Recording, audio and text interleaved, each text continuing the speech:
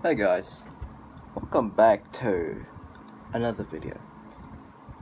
Uh, let's talk about the Philippines today.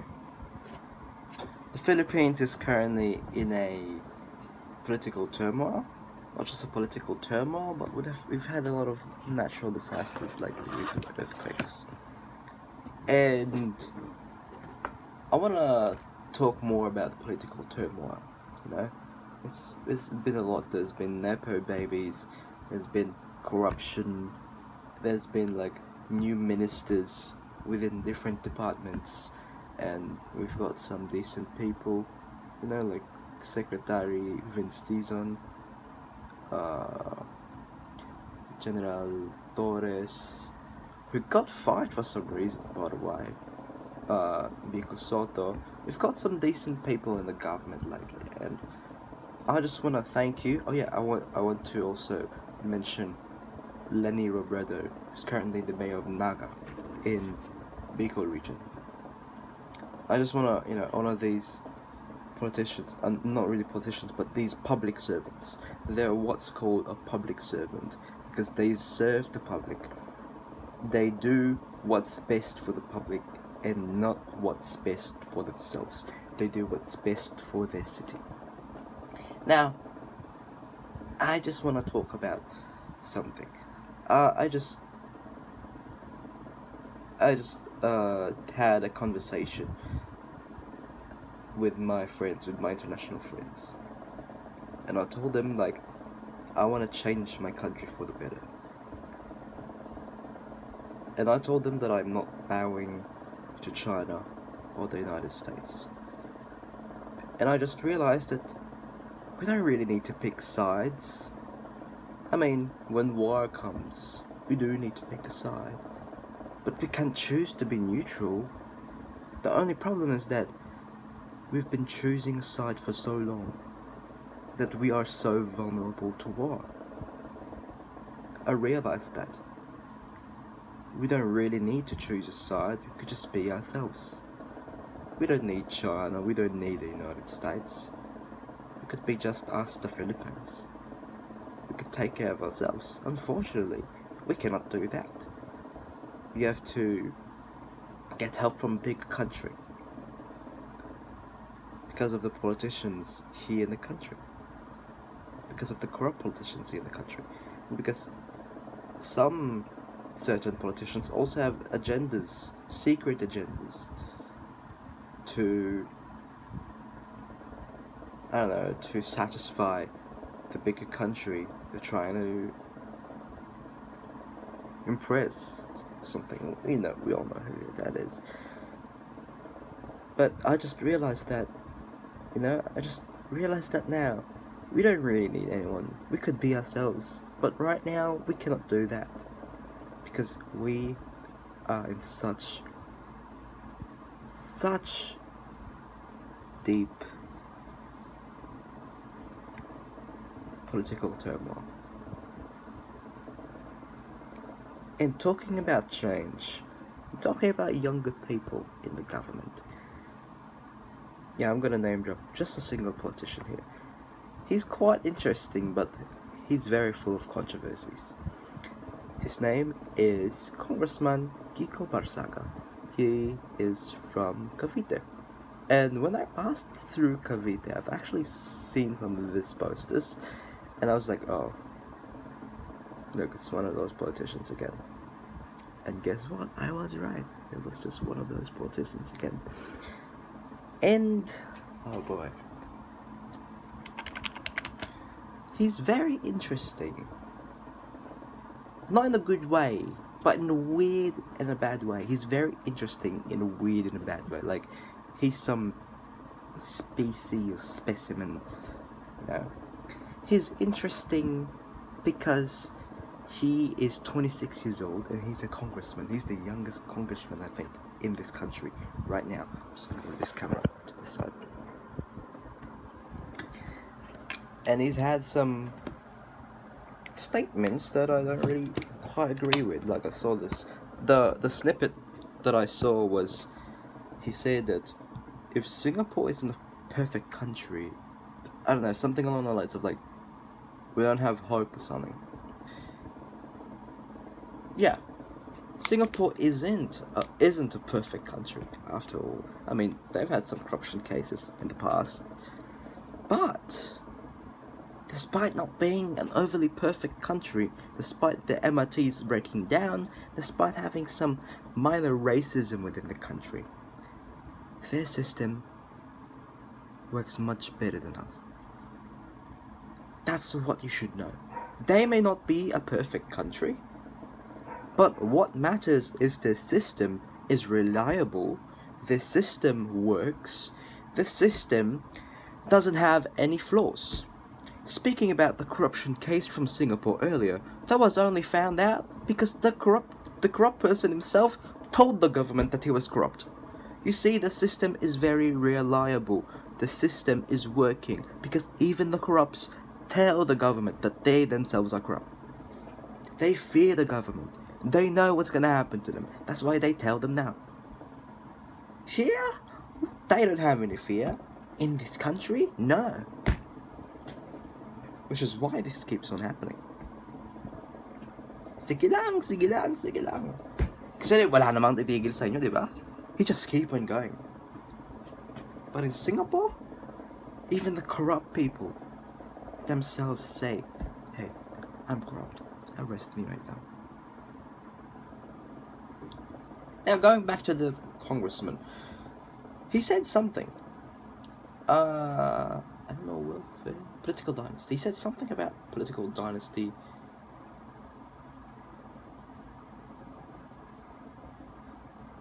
He believed, or I guess he still believes, that the anti-political dynasty bill will fail to pass because the majority of Filipino politicians belong to such dynasties and would be unlikely to vote against their interests.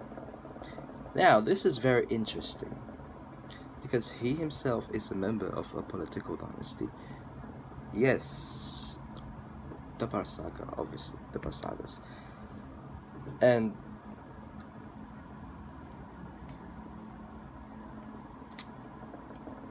are you seeing something here? It's right in front of you. He himself, from a political dynasty, says that this bill will fail to pass. That's very interesting, coming from someone from a political dynasty. Now I wonder why. I wonder why. Do you wonder why? You guys tell me. Me, personally, I think it's because, I don't know, maybe it's an indirect way to say that, hey, we will stay in power. We don't want to go down.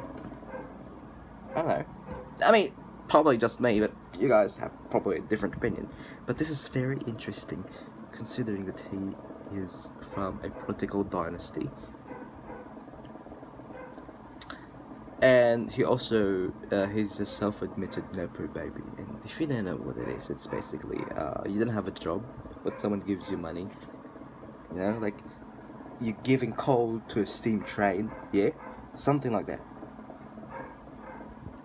So, very interesting person.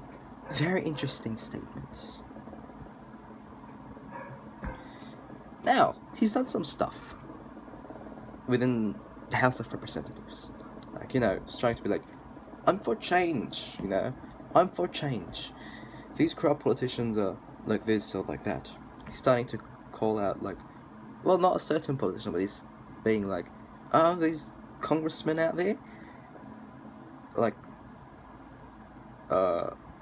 one of his statements, he said that I am different because, like, is stealing the normal thing for these politicians, so this is why I try to be different, because, you know, just watch the interview, something. I'm just too lazy to explain.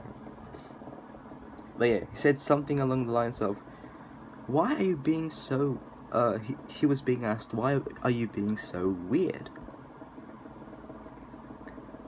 And his answer was, if the normal thing for normal politicians is to steal, then I don't want to be one of those normal politicians. But based on your statements, I believe, I don't know, it's probably just me.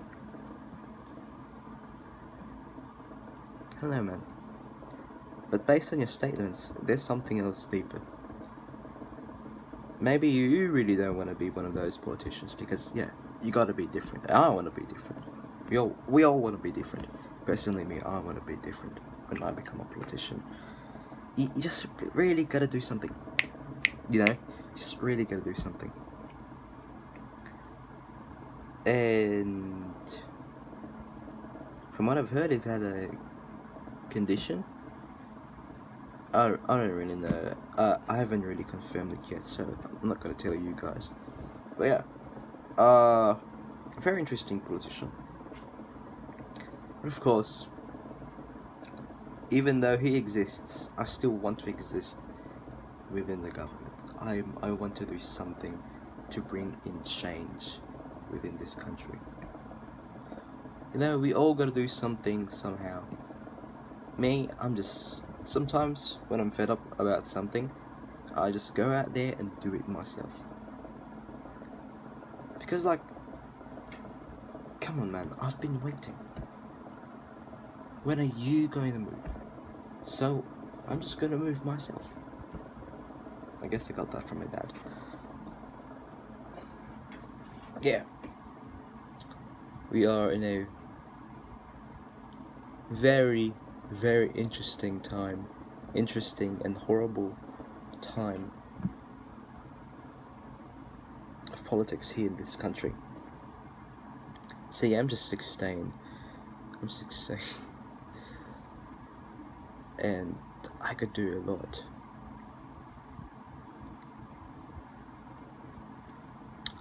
But anyways, let's talk about the positive side. Last Sunday, I was at the UP DLSU game, which we unfortunately lost.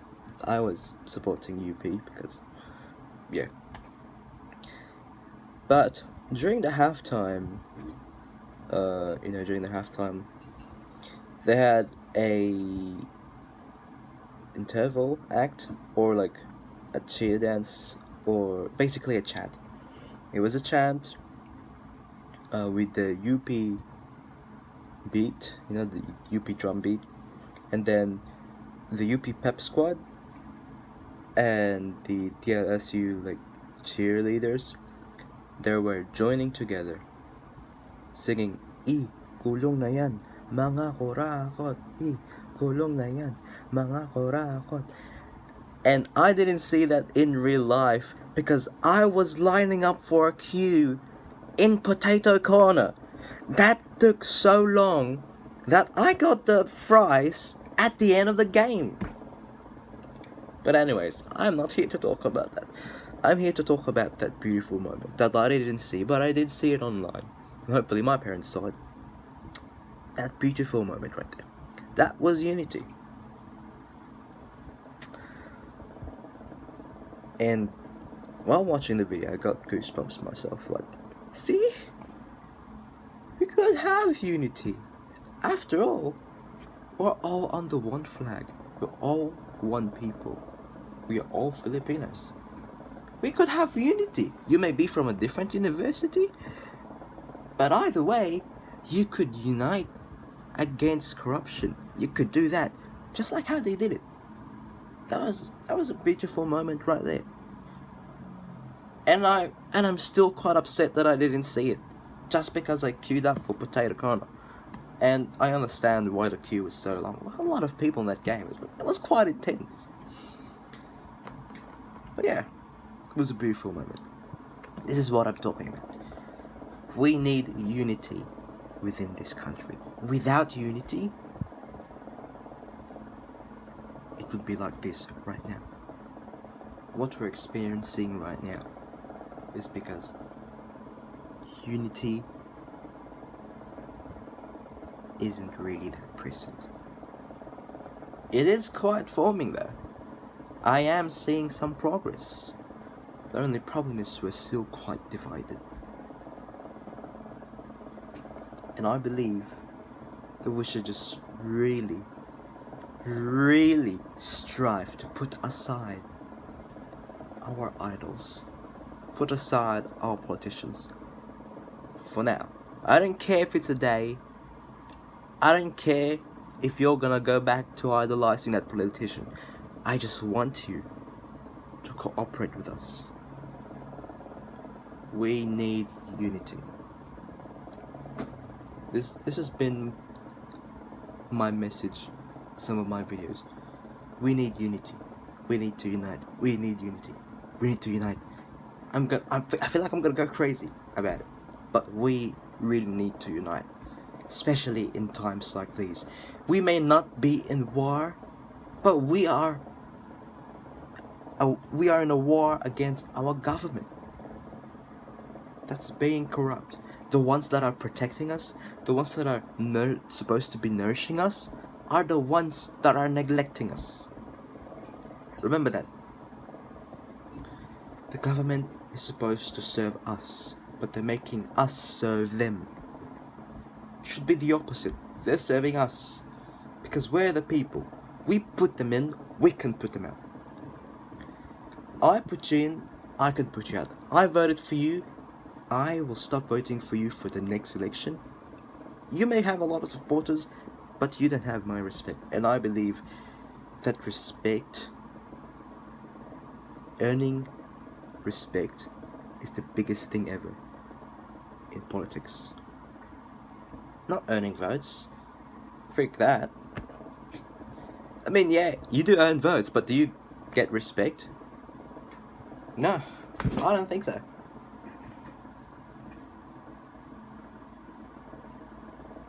So if respect is gone, think twice.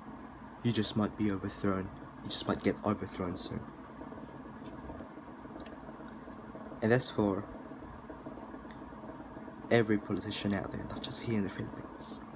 If respect for you isn't there, if the majority doesn't like you, doesn't respect you, I mean, obviously, they will try to overthrow you. But again, I just want to keep talking about unity. We need unity. We need to unite. We are one people. We are one nation. We are Filipinos.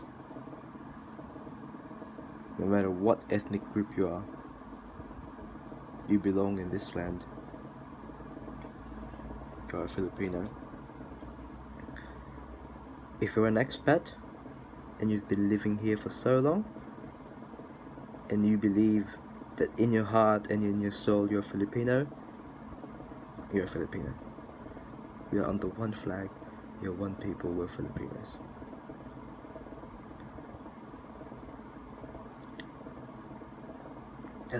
That's I believe what's important right now. If we have unity, if we have cooperation with each other, I just know that we could put an end to this. Unfortunately, right now, some people are choosing their own interests. And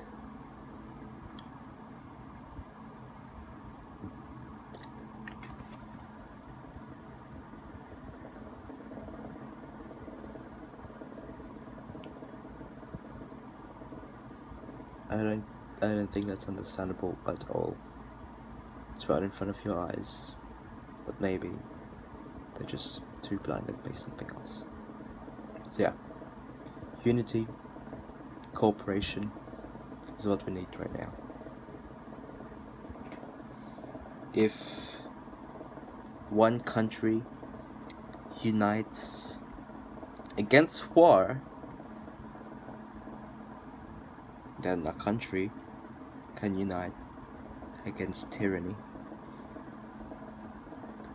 Just like how Nepal did. We shouldn't be doing this in a violent way, we should be doing this in a peaceful way. But if they inflict violence against us, they are asking for it.